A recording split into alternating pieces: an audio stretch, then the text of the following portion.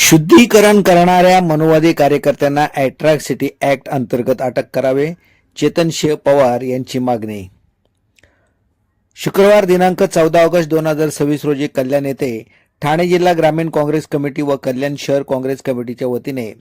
काँग्रेस पक्षाचे राष्ट्रीय अध्यक्ष व राज्यसभेतील विरोधी पक्षनेते श्री मल्लिकार्जुन खरगे यांनी उत्तराखंड येथील हल्द्वानी येथे घेतलेल्या एका सभेनंतर त्या जागी हवन करून शुद्धीकरण करण्यात आले.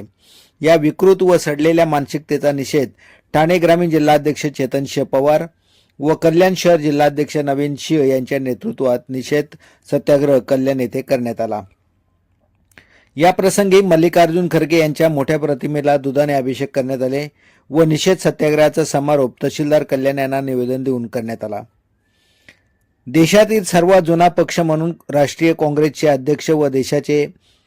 वरिष्ठ सभागृहाचे विरोधी पक्षनेते तथा मागील 6 शतकांपासून लोकप्रतिनिधी म्हणून काम करणारे मल्लिकार्जुन खरगे या नेत्याबद्दल जर ही मानसिकता असेल तर सर्वसामान्य अनुसूचित जाती व जमातीमधील नागरिकांविषयी भूमिका काय असेल असा प्रश्न यावेळी चेतन सिंह पवार यांनी उपस्थित केला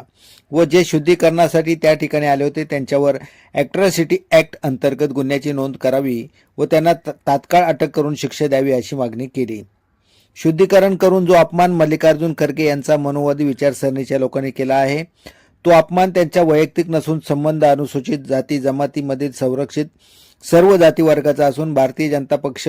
व राष्ट्रीय स्वयंसेवक संघाचा देशात पुन्हा चातुर्वर्ण्य व्यवस्था आणण्याचा कुटील डाव आहे, पण काँग्रेस पक्ष तो डाव हाणून पडेल असे उद्गार नवीन सिंह यांनी काढले.